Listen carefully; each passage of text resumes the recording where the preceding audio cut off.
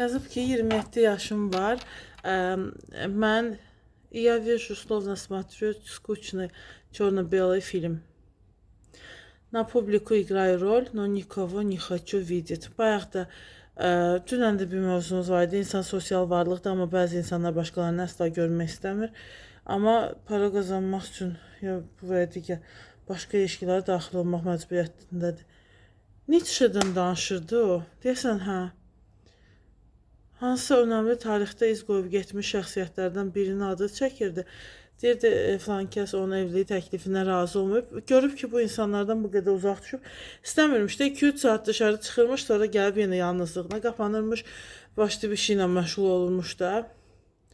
Deyib ki, cəhənnəmdə qoy evlənim, bəlkə normal insanlar kimi ola bilərəm də. Yəni, özümü onlardan kənarda bir yerdə görürəm. Həyatında olmasını istədiyi biri var imiş, ona təklif edib, o da rədd edib evlilik təklifini. Ondan sonra biraz da ölümünə yaxın o ağlını itirmiş kimi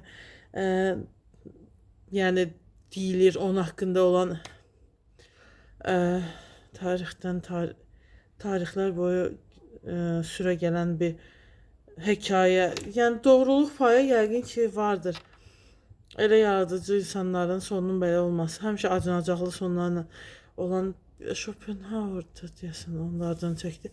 Onunla müqayisəli təhlilini eləmişdi. 27 yaşı var, yazıb ki,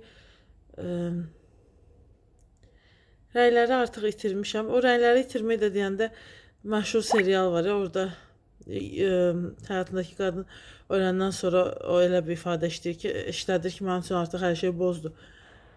Mən bilmirəm, deyir, как это описать, но такое состояние у меня 14 yaşdan bu yana var. Мне легко общаться с людьми, заводить новые знакомства, но желаний нет. Да и считаю, что незаменимых людей нет.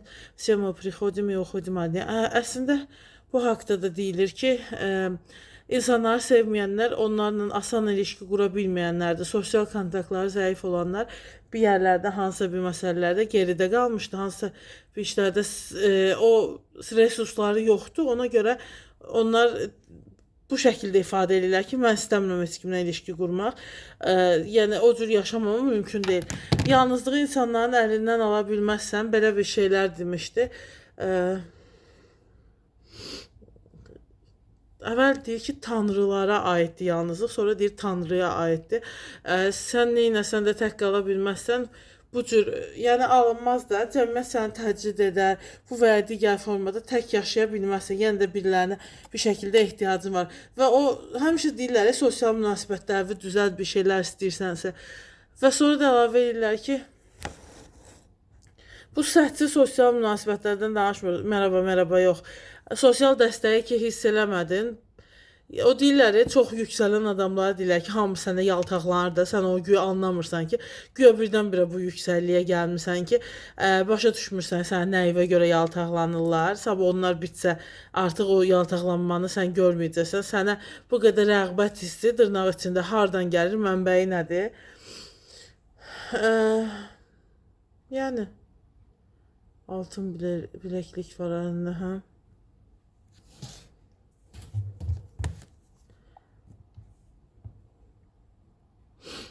Так что все это бег по кругу, чтобы за короткий период жизни мы не были одиноки. Стал замечать за собой, что мне стало скучно с окружающими, мне не хочется с ними говорить. У меня нет желания вообще видеть людей, хотя понимаю, что социальную роль нужно играть.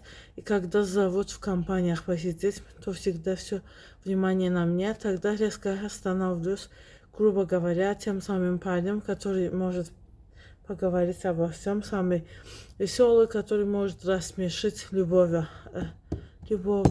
А приходя домой, понимаю, что это всего лишь та роль, которая от меня trебовалась. Adam var ki, kampaniyanın əsas adamı olmaq istəyir də, olmayanda millət darıxsın, onu çağırsın ki, sən bizi əyləndirirsən, şənləndirirsən, sən olmayanda hər şey darıxdırıcı keçir, sənə rolu ifa edən başqa kimsə tapılmır. Sən burada olmağın əyləncəlidir, maraqlıdır və çalış gələsən bu mənada.